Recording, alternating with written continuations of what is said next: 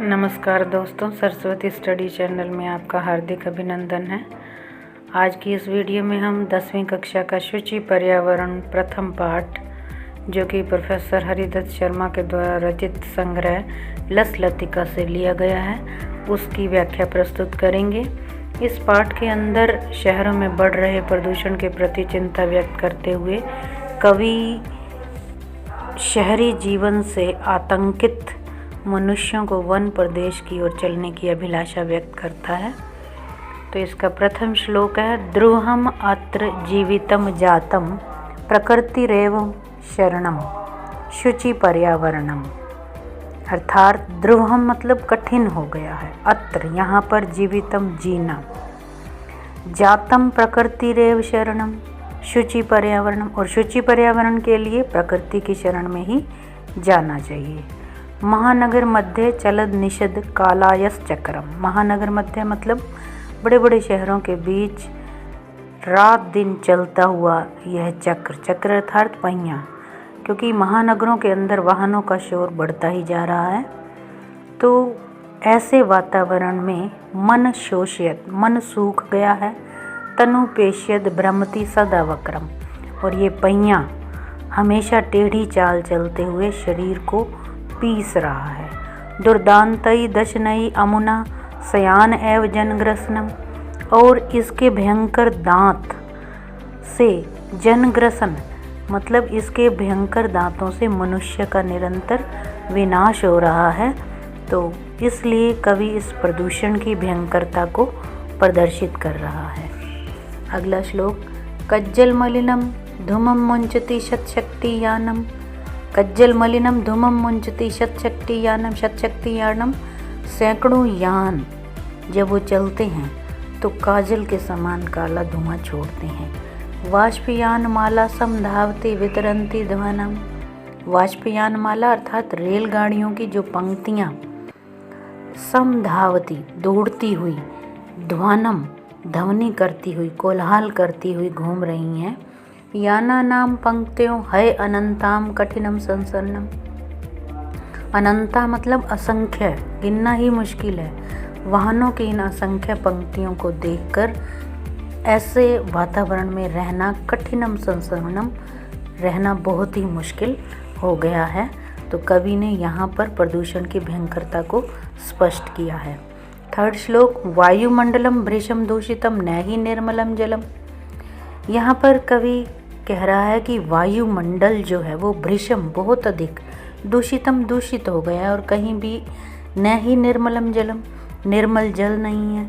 कुत्सित वस्तु मिश्रितम भक्ष्य समलम धरातलम, और धरातल जो है वो मैला हो गया है, और जो खाने पीने की भक्ष्यम मतलब वस्तु है कुत्सित, कोई बुरी वस्तु उसमें मिश्रित हो गई है। करणीयम बहिर अंतर जगती तु बहुशुद्धिकरणम शुचि पर्यावरणम, और पवित्र पर्यावरण के लिए, शुद्ध पर्यावरण के लिए बाहर और अंदर के संसार में बहुत कुछ करना होगा। अर्थात इस प्रदूषण से युक्त वातावरण से बाहर निकलने के लिए हमें कठोर परिश्रम करना होगा। फोर्थ श्लोक, कंचित कालम नए माम असमान नगरात बहुदूरम। शहरों की भयंकर प्रदूषण को देखते हुए कवि अपने लोगों को कह रहा है कि कुछ देर के लिए, कंचित कालम कुछ देर के लिए, नए मतलब ले चलो, माम मुझे, असमान नगरात बहुत दूरम इन शहरों से बहुत दूर ले चलो। और कवि कहाँ जाना चाहता है? वन प्रदेश में।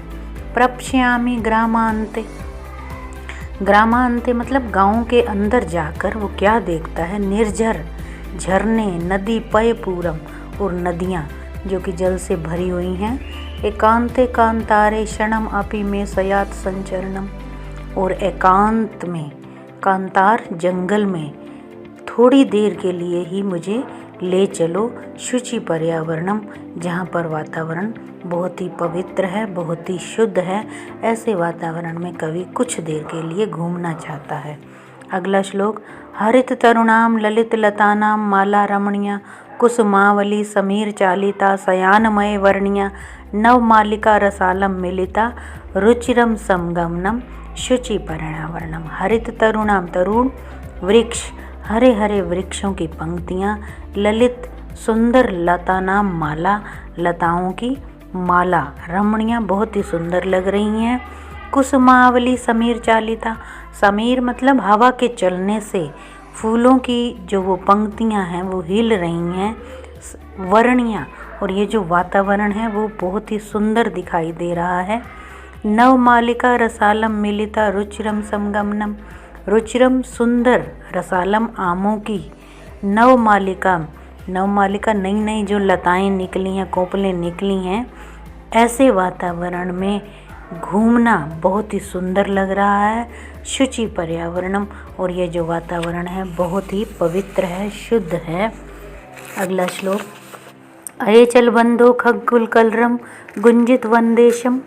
तो कवि प्रदूषण से युक्त वातावरण से तंग आकर मनुष्यों को आमंत्रित कर रहा है, अरे बंधुओं चलो खगकुल कलरव, खगकुल पक्षियों के कुल के कलरव की ओर चलो, जिनसे वन देश पूरा गुंजित हो चुका है।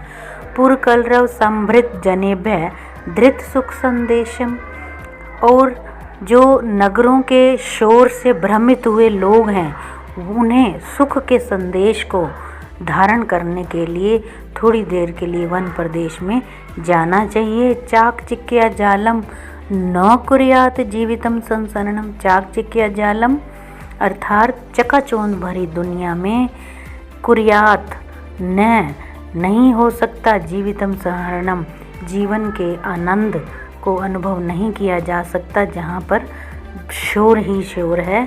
थोड़ी देर के लिए ही सही मनुष्य वन प्रदेश में जाने के लिए उनको उत्सुक किया जा रहा है, और कभी उन मनुष्यों को पक्षियों की ध्वनि से युक्त वन प्रदेश में चलने का बार बार संदेश दे रहा है। शुचि पर्यावरणम, ऐसा वातावरण बहुत ही शुद्ध होता है। अंतिम श्लोक, प्रस्तर तरे लता तरु गुल्मा नो भवन्तु पिष्टा, पाषाणी सभ्यता निसर्गे सयान न समाविष्टा, मानवाय जीवनम काम्ये नो जीव मरणम शुचि पर्यावरणम।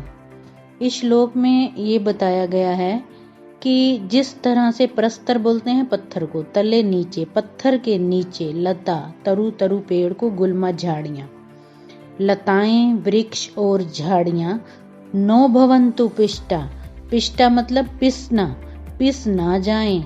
इसी तरह से पाषाणी सभ्यता निसर्गे, निसर्गे स्वाभाविक रूप से, पाषाणी सभ्यता पथरीली सभ्यता स्वाभाविक रूप से न समाविष्ट हो जाए।